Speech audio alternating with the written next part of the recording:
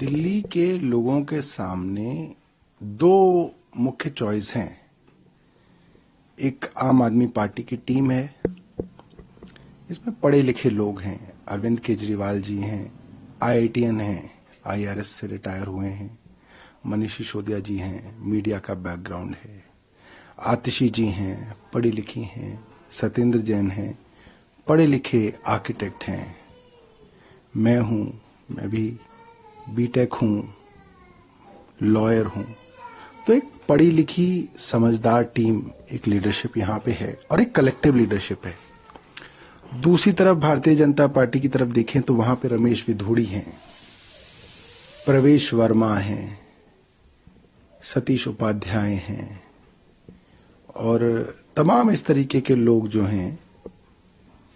क्या दिल्ली के लोग दिल्ली को प्रवेश वर्मा और रमेश विधूड़ी जैसे लोगों के हाथ में देना चाहेंगे? यही तो लीडरशिप है, कोई बाहर से तो आ नहीं सकता। यही इनके पोस्टर बॉयज हैं जो चुनाव लड़ रहे हैं।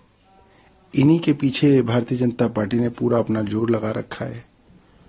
तो दिल्ली के लोग, मुझे लगता है कि गाली गलौज, गुंडागर्दी, बात बात पे झगड़ा, वायलेंस, अपने बल का प्रयोग, पैसे का प्रयोग, मुझे नहीं लगता कि दिल्ली वाले उसको चुनेंगे। दिल्ली वाले एक साफ सुथरे आम प्रोफेशनल्स को चुनेंगे, जो दिल्ली की एक आम प्रोफेशनल और एक दिल्ली के एक आम समाज को, लोगों को, वो जो आम जो है ना, boy next door, girl next door, उस तरीके का लोग चाहते हैं। मैं नहीं समझता दिल्ली के लोग अपने आप को रमेश विधूड़ी या प्रवेश वर्मा के साथ एसोसिएट कर सकते हैं। इसलिए दिल्ली जो है इस पर आम आदमी पार्टी के साथ जाएगी। सर, कल कैंपेनिंग का लास्ट डे था। अमित शाह जी ने कैंपेनिंग करते हुए आप गवर्नमेंट पे, केजरीवाल गवर्नमेंट पे काफी आरोप लगाए, केजरीवाल जी पे भी लगाए कि उनकी जो शुरुआत हुई थी वो एक स्कैम हुए हैं, सबसे ज्यादा स्कैम इन्हीं की गवर्नमेंट में हो रहे हैं। सिसोदिया जी ऐसे पहले एजुकेशन मिनिस्टर है जो जेल गए हैं। कैसे देखते हैं आप ये सब स्टेटमेंट? पिछले 11 साल से केंद्र की सरकार भारतीय जनता पार्टी के पास है, सीबीआई इनकी है, ईडी इनकी है, दिल्ली की पुलिस भी इनके पास है, दिल्ली के एंटी करप्शन ब्यूरो भी इनके पास है। तमाम एजेंसियां होने के बावजूद और तमाम फाइलों के ऊपर पूरी जांच होने के बावजूद आज 10 साल बाद भी केंद्र सरकार सिर्फ आरोप लगा पा रही है। आरोप लगाना अपोजिशन का काम है। आपके पास इन्वेस्टिगेटिंग एजेंसी थी, अब तक तो आपको आरोप अपने सिद्ध कराने चाहिए थे कोर्ट के अंदर।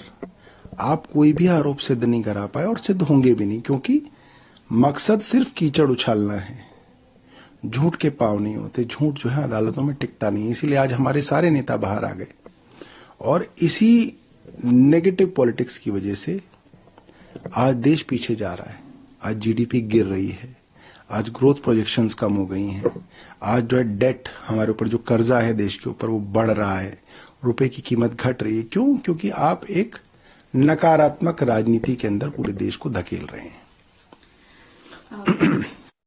जैसे ग्रो कर रही है वो पंजाब में, और उन्होंने ये भी गिनवाया है कि शीला दीक्षित की गवर्नमेंट में क्या हुआ था, दिल्ली में कितनी डेवलपमेंट हुई है, और ये बोला कि जितनी भी डेवलपमेंट दिल्ली में हुई है वो शीला दीक्षित जी की गवर्नमेंट में हुई है। कैसे देखिए, अगर शीला दीक्षित जी की सरकार में लोगों के लाखों रुपए के बिजली के बिल ना आए होते तो शीला जी रहती।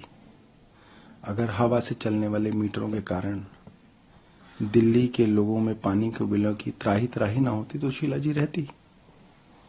अगर बड़े बड़े मामलों के अंदर, चाहे वो कॉमनवेल्थ गेम्स हो, देश भूला कोई ना है।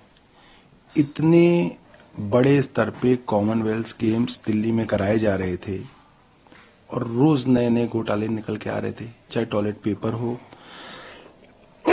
पुल बना, पुल ही गिर गया। वो सारा समय जो है, ऐसा कोई ना कि हम लोग भूल गए हैं, वो लोग, दिल्ली को याद है।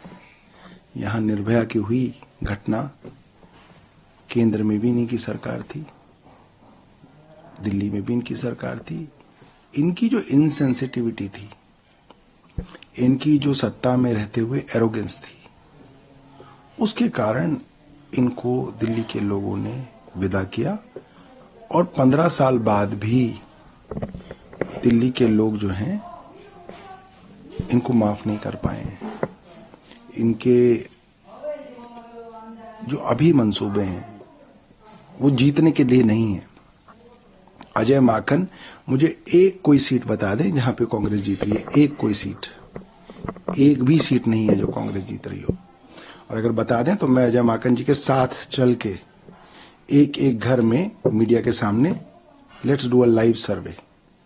कांग्रेस एक भी सीट ना जीत रही है, ना कांग्रेस सीट लड़ने के लिए, जीतने के लिए चुनाव लड़ रही है। कांग्रेस सिर्फ आम आदमी पार्टी को नुकसान पहुंचाने और भारतीय जनता पार्टी को फायदा पहुंचाने के लिए चुनाव लड़ रही है, और ये बात आज सारी दिल्ली समझ भी रही है। सर कालका आतिश जी देखिए, मेरी शिकायत रमेश विधोड़ी और प्रवेश वर्मा जैसे लोगों से नहीं है, क्योंकि ये लोग तो जाने ही जाते हैं इस चीज के लिए कि ये तमाम तरीके के हथकंडे अपना के छल से, कपट से किसी भी लड़ाई को जीतने की कोशिश करते हैं।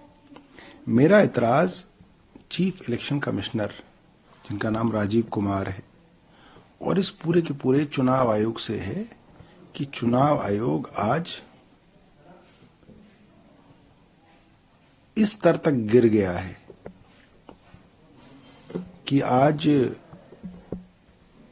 इनके बच्चे, क्योंकि चुनाव आयुक्त हैं, मुख्य चुनाव आयुक्त हैं, इनके तो बच्चे होंगे, वो क्या कह के जो है अपने कुली को शक्ल दिखाते होंगे कि हमारे पिता जो है मुख्य चुनाव आयुक्त थे। एक टीएन सेशन हुआ करते थे, हम तो छोटे थे, 10 साल के होंगे, मगर तब भी हमें मालूम था कि देश के अंदर एक प्रधानमंत्री होता है और एक टीएन सेशन होते हैं। ऐसे पावर सेंटर थे टीएन सेशन। अच्छा आदमी पावर में उनसे घबराया करता था।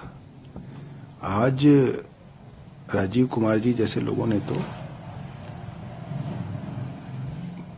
बिल्कुल जो है चुनाव आयोग की हत्या कर दी है, और बहुत शर्मनाक है। और इस तरीके के बाबुओं को, जो सरकार के यसमैन रहे, उनको चुनाव आयुक्त और मुख्य चुनाव आयुक्त बनाना ही अपने आप में दुर्भाग्यपूर्ण था, और सुप्रीम कोर्ट को समय रहते इस पर रोक लगानी चाहिए थी। और इसमें सुप्रीम कोर्ट भी चूका है। जो हमारे पूर्व मुख्य न्यायाधीश थे चंद्रचूड़ जी, उनकी ये कमजोरी थी कि उन्होंने समय रहते इस पे कार्रवाई नहीं की, और इसके दुष्परिणाम जो है देश भुगत रहा है। सर कल प्रधानमंत्री जी ने महाकुंभ, मेरी प्रधानमंत्री जी से निवेदन है कि राज्य सरकार ने बहुत सारे लोग जो वहां पे भगदड़ में मारे गए, उनके परिवार वालों को मुआवजा ना देना पड़े, इस कारण उस रिकॉर्ड को ठीक ढंग से पब्लिक के बीच में नहीं लाए। मैं आज ही वीडियोस देख रहा था जिसमें लोग कह रहे हैं कि हमारे परिवार वालों की लाशें नहीं मिल रही हैं कि वो कहां गायब हो गई।